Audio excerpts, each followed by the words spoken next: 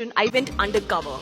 I went undercover as this Hindu American girl with a fake name, a fake identity, and a fake American accent with 8 cameras on my body. And this was in 2010. I infiltrated the rank and file of Mr. Modi's government. For 8 months, I did a sting operation on all the top guys in the Modi administration, where they spoke the truth of the genocide of Muslim and the extrajudicial murder of Muslims. When I came back to my organization, they refused to publish the story, citing political pressure. I was only 26 then. It was a lot for a journalist to take, to put her life in jeopardy and for her investigation to not be published. I went through a lot, including a nervous breakdown, and that's when I started seeing a psychiatrist. And of course, I'm reliving those days back again. But I went to every journalism organization back in the day, and they refused to publish. And then I went to publishers saying, "Can you publish the transcript of the tape of my sting operation?"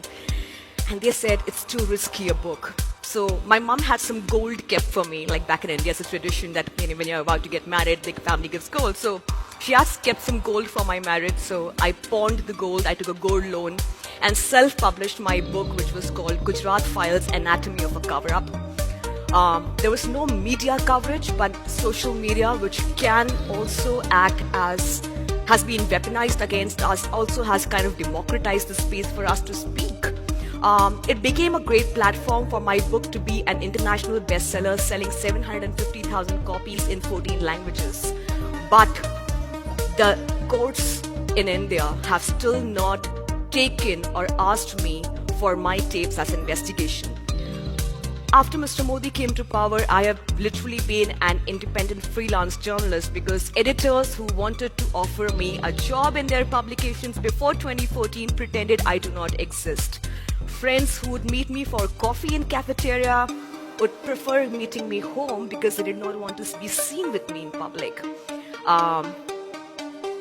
Why is that? Because I chose to tell a truth without sugarcoating it and the way it should be, unlike what you see of well-meaning people these days who refuse to call fascists by their name, who refuse to call dictators by their name, who refuse to call demagogues by their name. That's what I'm trying to do, and that's what many unsung journalists in India are trying to do right now in the face of everyday persecution of the Indian minority, which is about 220 million, the third largest population of Muslims in the world, where the Prime Minister of India himself issues dog whistle against the Muslim community. Yesterday, a Hindu priest in front of a massive crowd asked the crowd to rape and abduct Muslim women, and cops were present and they didn't do a thing. This is everyday life for each one of us. One of the reasons why the Prime Minister of India and his agencies did not want me to board the aircraft is because I am one of those journalists, amongst many other journalists, who are speaking this raw truth that the world needs to know. The world needs to act now. Whether it's America, I just tweeted a couple of minutes ago about Kamala Harris, referring to her in the tweet, that when she was elected as vice president, we expected her as somebody with Indian origin to speak up. The world is silent about what's happening in India because you want to have a strategic relationship with India vis-a-vis China and other nations. So let's ignore what's happening in India. You cannot afford to ignore what's happening in India. The Muslims in this country are at the cusp of a genocide, and none of the journalists can afford to look away. And if you look away, each one of us in the world are complicit in it. I stand here not just as a journalist, but also as a Muslim citizen of this country who feels persecuted. I don't know what will happen once I go back.